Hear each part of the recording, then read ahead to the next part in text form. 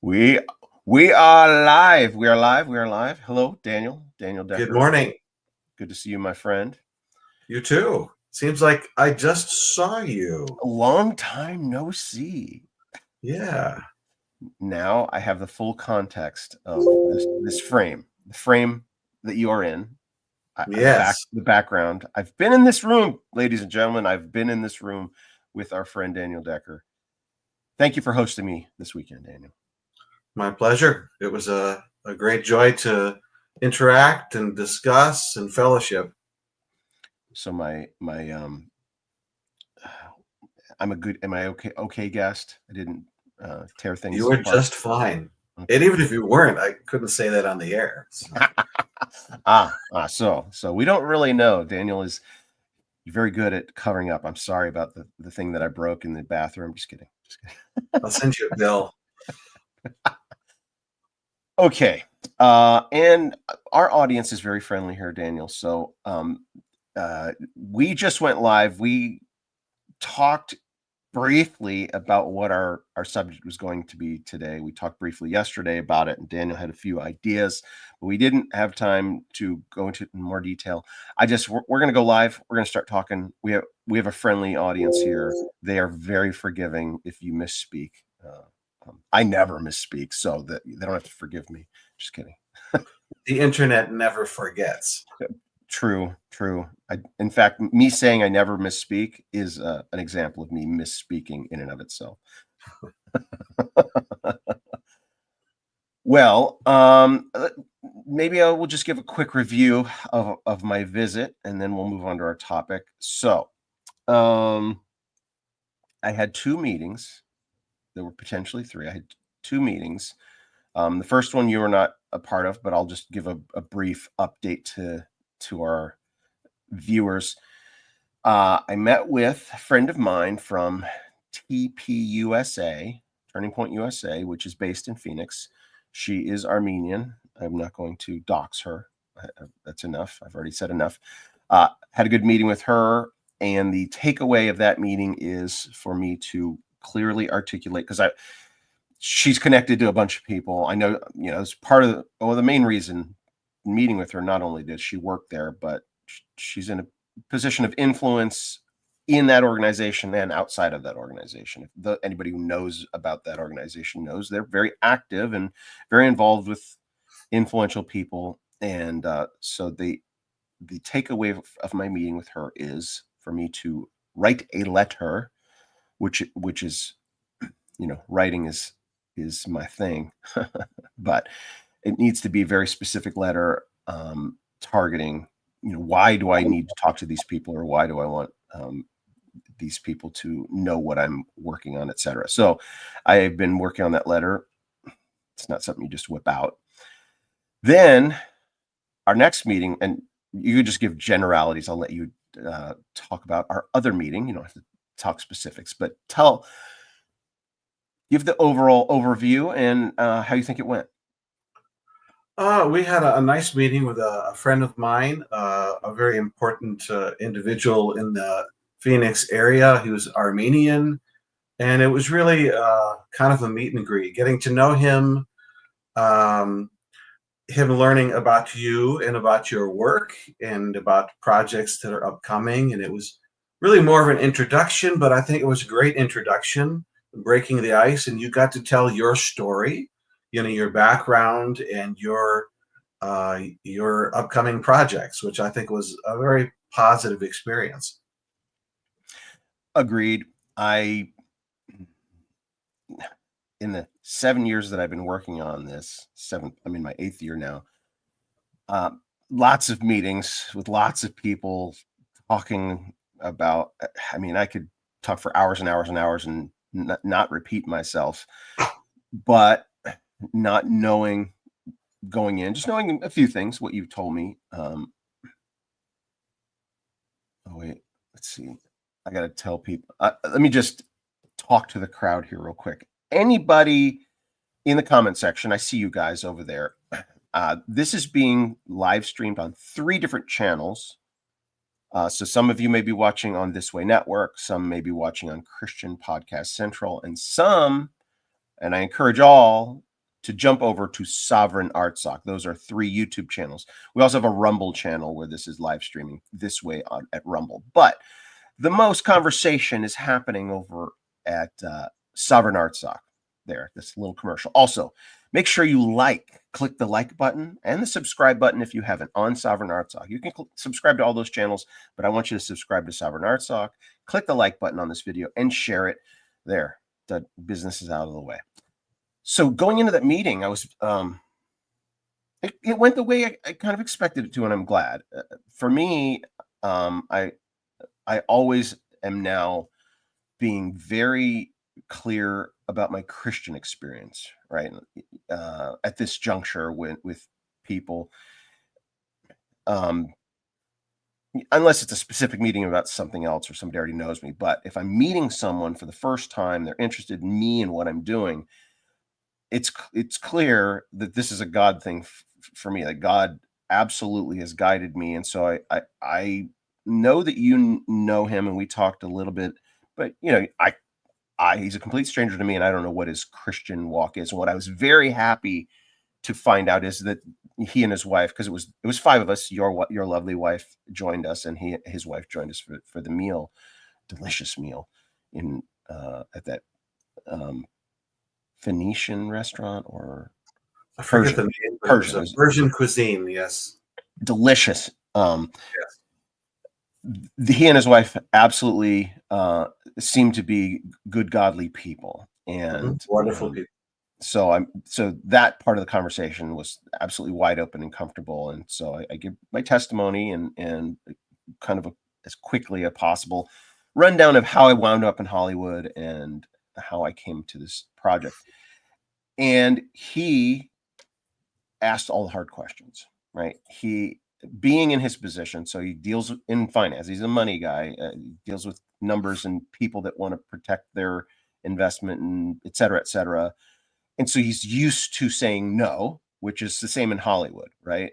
Not that I asked him anything, he said no, but the mindset of a person like that, their job is to say no, right?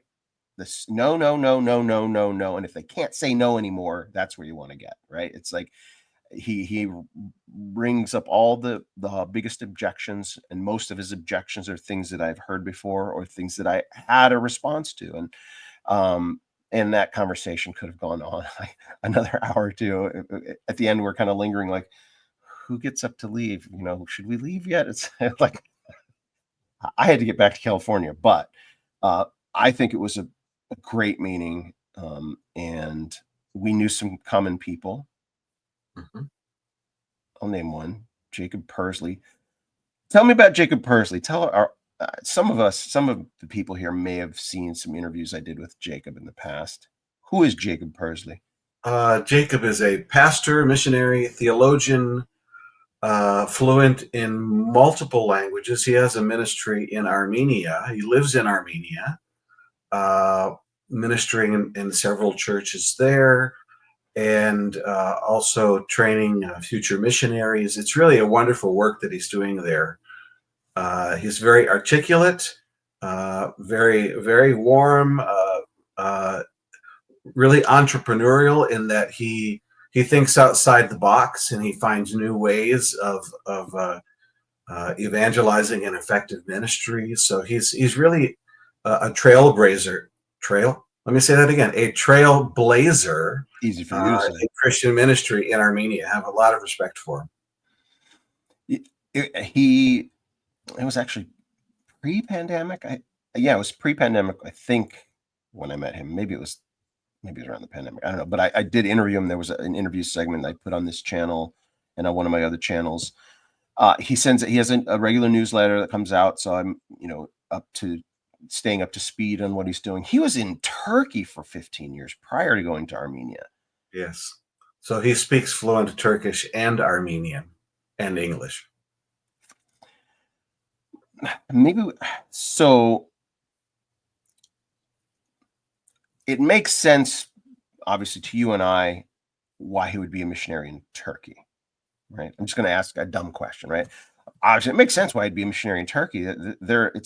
It's the least evangelized, I think, country on the face of the earth. the lowest percentage of Christians there, and so it makes sense being a missionary there. But then he transitioned to Armenia. Isn't that a Christian nation? Be a missionary in Armenia? Putting you on the Well, spot. maybe we should invite Jacob on a future live stream, and he can discuss his work and his ministry there. He can articulate it far better than I can. I gave the introduction, but I think he should be the one to share more. Oh, damn, you're so good. See, live you can handle the hard questions. That was a perfect response to keep out of trouble. Well, so I have another friend, and I'll just answer it this way. Haig Kalopian, who interviewed me on his podcast, Christ and Coffee. And Haig is a pastor and a doctor. Actually, Pearly is a doctor as well. So it's Dr. Jacob Pursley, sorry. Dr. Right. Jacob Pursley, and Dr. Haig Kalopian. Haig, first time I heard him speak was in an Armenian church, and his message was, not all Armenians are Christian. I don't know if that was the title of his message, but the point he's getting across is, just because you call yourself Armenian and come from the first Christian nation doesn't mean you're living for Christ, and doesn't mean, right? So that's the argument. You can go into a Christian church today and be a missionary in a Christian church to find non-Christians in the church, etc. So Right. Okay, enough. We're already 1/3 through our time. You brought something up that I want. Let's transition to that. Something you had been reading, and you know what? You sent it to me. I wonder if I can bring it up here. Let's see if I can find it. Did you email me that or text it to me? I texted it to you. Okay. All right. Well, let's just talk about it. We won't have any visual aids because it will be easier in an email. So I'll toss it to you. Tell me what you came across. This was actually a Facebook post from someone who, let's see if I can read it. A friend in Italy just sent me this picture today. It's from an exhibition, a Sacred Place Enigma on the second floor of Rome's iconic Colosseum, which showcases 12,000-year-old UNESCO World Heritage Sites and world oldest temple near Urfa in northern Mesopotamia. And in that exhibition, which runs from October 24th of last year to April 20th of this year, there is a map of the region. And I should preface it by saying this is a collaborative effort between Turkey's Culture and Tourism Ministry, the Foreign Affairs Ministry, the Turkish Embassy in Rome, Italy's Culture Ministry, and the Directorate of the Colosseum Archaeological Park and Roman Forum, as well as Turkish Airlines. That is a mouthful. And the interesting thing about this map is it shows all of the countries in the region. It shows Turkey, Azerbaijan, Turkey, Syria, Iran, Syria, Lebanon, Israel, Jordan, Georgia, Russia, Ukraine, but Armenia is not listed.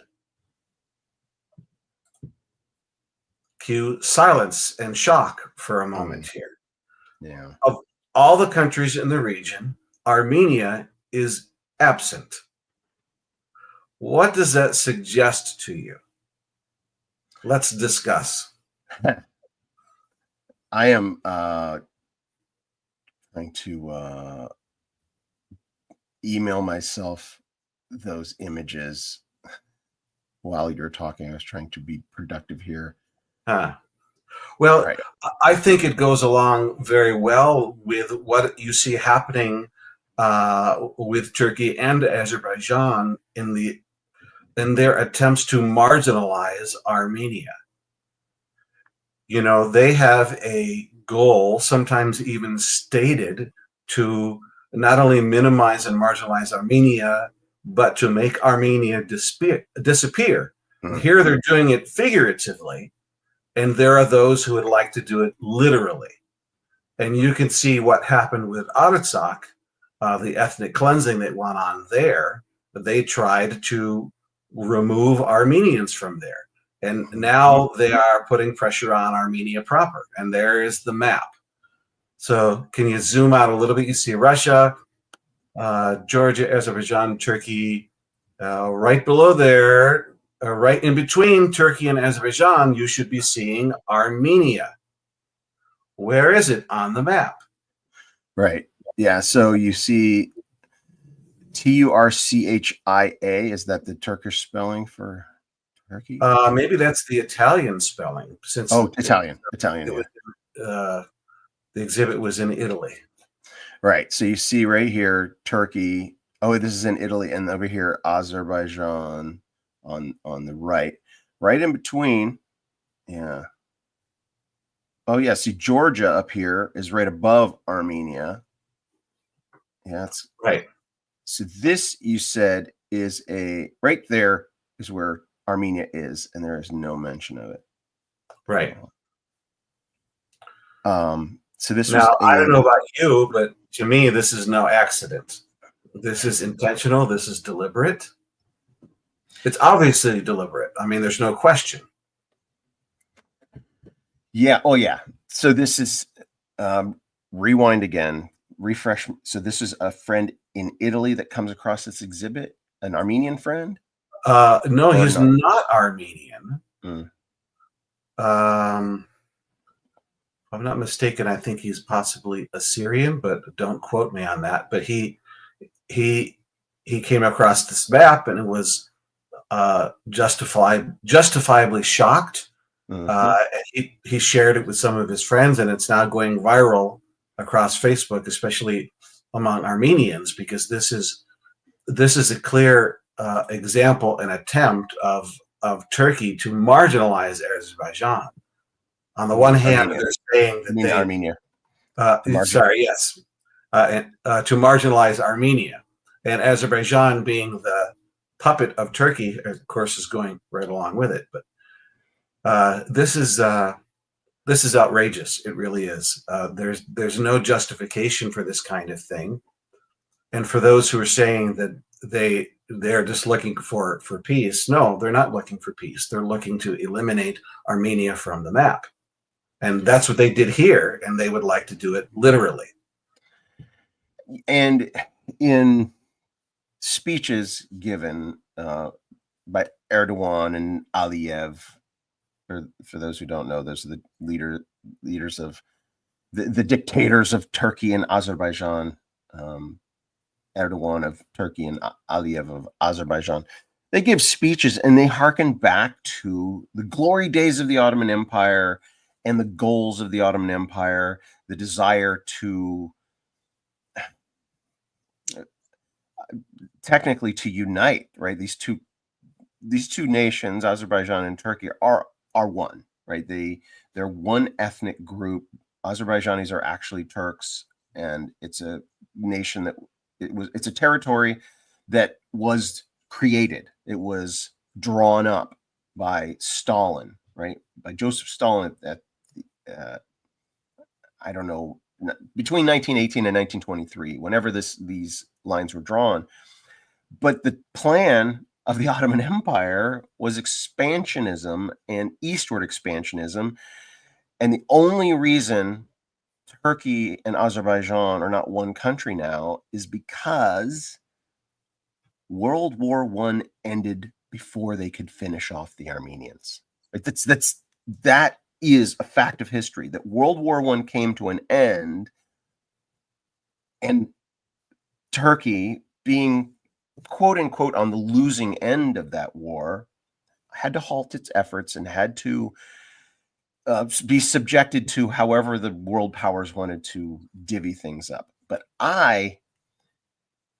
when I came across the Soghomon Tehlirian story in the Armenian genocide context, came to a conclusion myself about who the winner of World War I was. How do you determine a winner, right?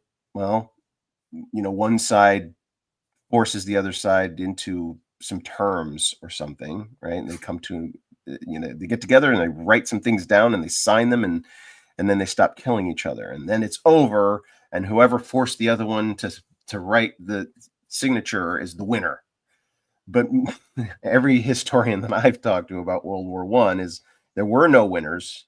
There were no winners. In World War I, there were no winners. Everybody lost. Their economies suffered. They lost the young men of the future generation, right? The World War I there was no winning, except who came out ahead more than anyone else after World War I?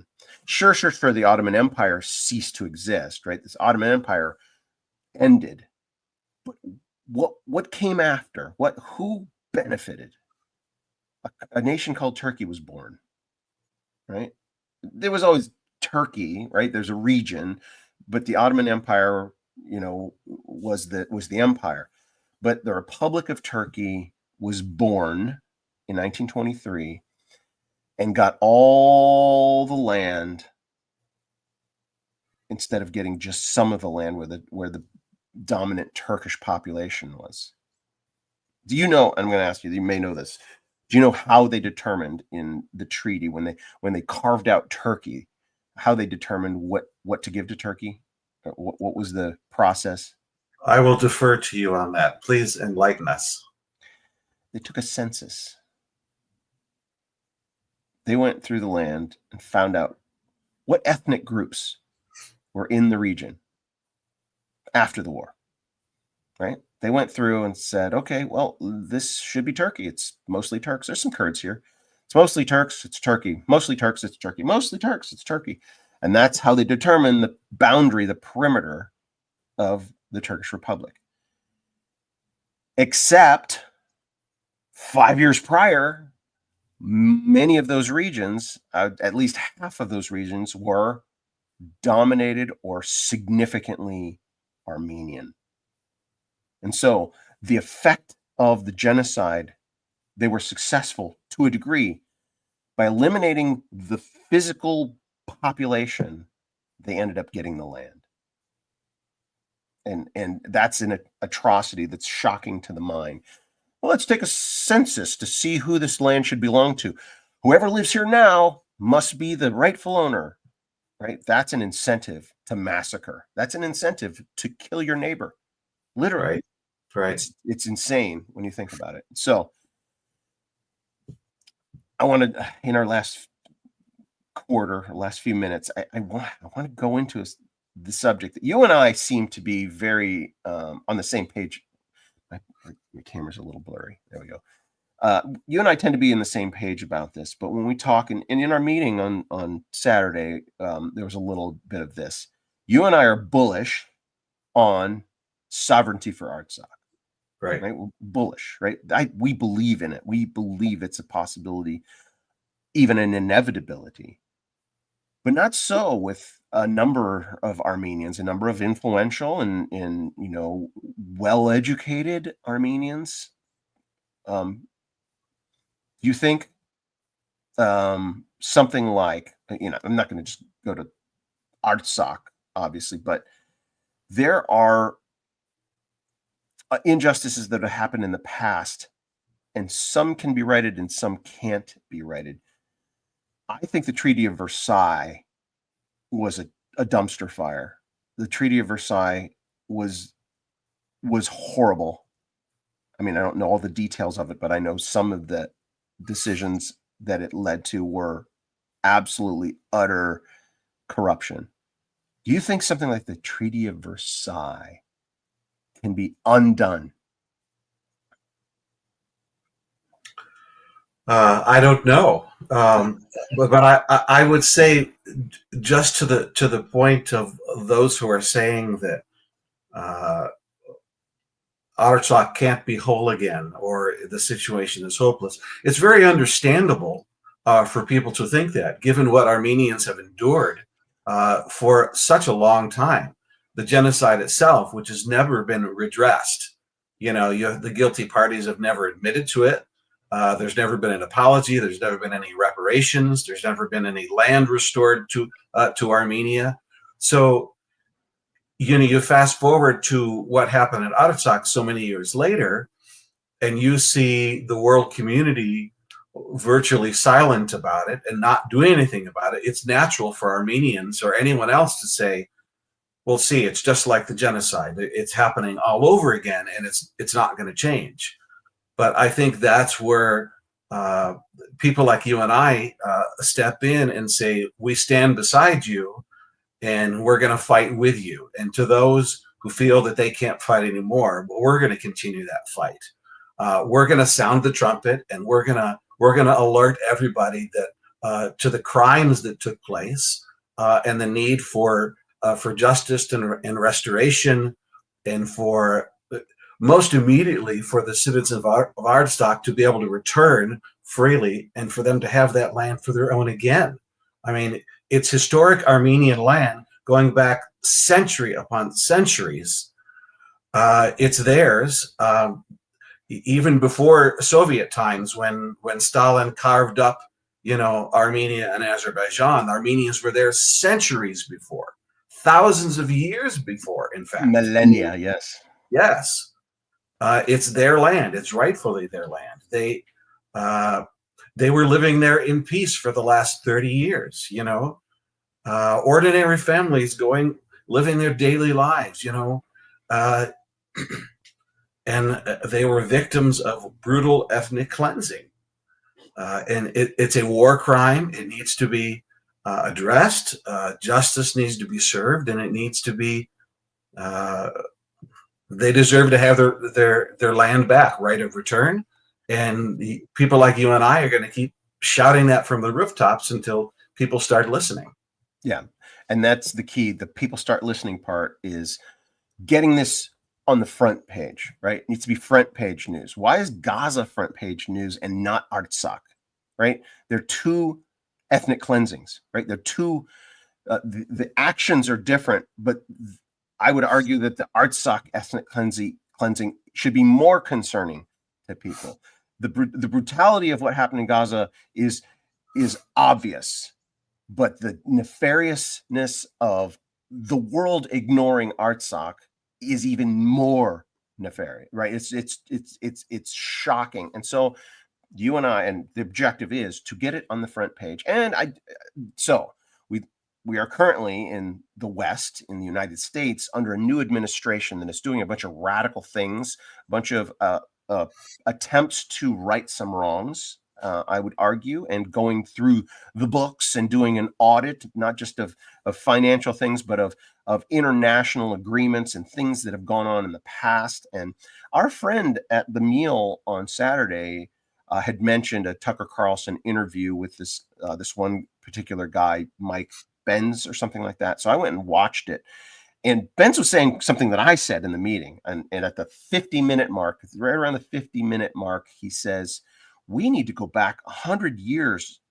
We need to go through our records, the State Department. He says, we need to go back 100 years to correct some things. So as pessimistic as our friend was, by referencing that interview, it encouraged me. It's like, oh, I'm on the right track. We do need to go back, because what's going on now, a lot of the things that are entrenched right now can be undone, and they go back decades, even a century. Maybe not the Treaty of Versailles being undone, but going and seeing some wrongs that were done that can still be corrected. And I'm jumping in the fray. The letter that I'm writing that I mentioned is kind of in that direction, jumping into the fray about what's the best way to get this information on everybody's mind, so that every Westerner, every believer in Christ knows that Armenia is theirs. It's not just Christian history, but present day Armenia is Christian.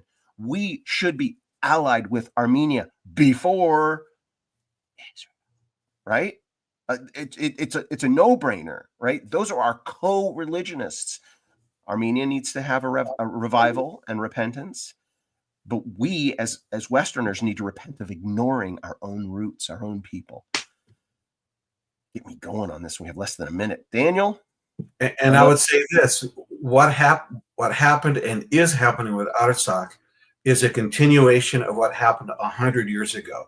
And because the genocide was never properly addressed and redressed, we're seeing it repeat because justice was not served. And the only way to stop those sins from repeating is to stop the crime from recurring and acknowledging what happened before. And even that terminology, it is a repeat, but it's a continuation and a repeat are two different things. But it's a repeat of the different stages of genocide, right? A genocide is a long-term project, and there are things that are repeated within it that push it forward. So we're on the same page, Daniel. We're going to see it happen. He that is in us is greater than he that is in the world, and God is at work. And I'm grateful to be his vessel and to be united with you, because there's a compounding effect when we join together. Daniel, with that, I'm going to do the sign off. Love you all. Make sure you click that like button, subscribe, and share this. We're going to keep coming back. There's a lot in store, a lot of updates, etc. And you'll have to tune in here to stay up to speed on it. Love you guys. See you next week. Bye, everybody.